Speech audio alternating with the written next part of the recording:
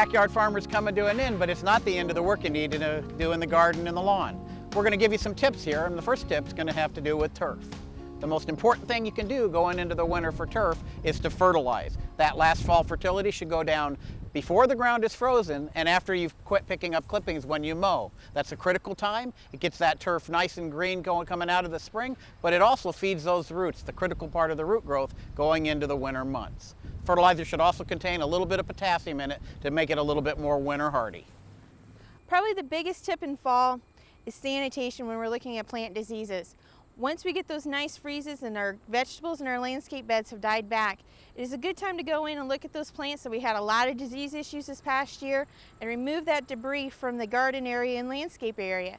The debris can be put into compost if we're composting correctly, otherwise it's thrown in the trash.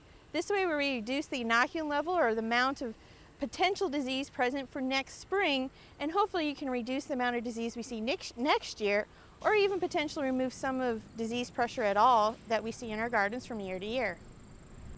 Here's some tips for dealing with the invasion of arthropods that will occur in late summer and early autumn. First of all, make sure that screens are in good repair, roof screens, window screens around the base of the home exterior, and then also thoroughly seal all those cracks and crevices that are evident that will allow entry by some kind of an insect. And then finally, you can apply a barrier treatment with a granular insecticide to prevent long-term invasion all the way up till winter, or you can use different kinds of sprays, spraying around window frames, door frames, even window screens to repel insects that might congregate in order to invade that premises.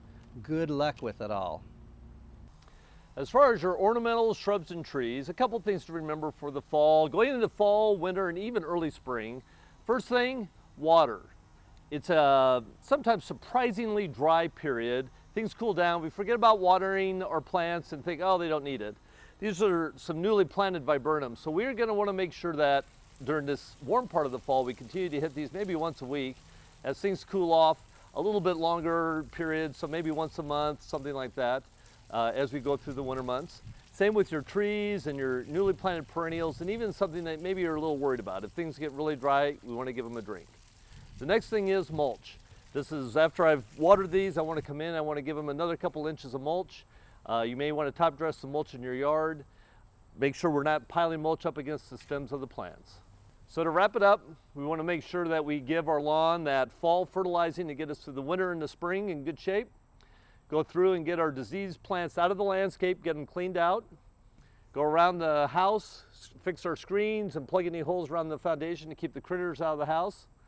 And then last but not least, let's give our new shrubs and trees and even some of our established ones a good drink throughout the winter, keep on top of that, and then a nice coating of mulch going into fall.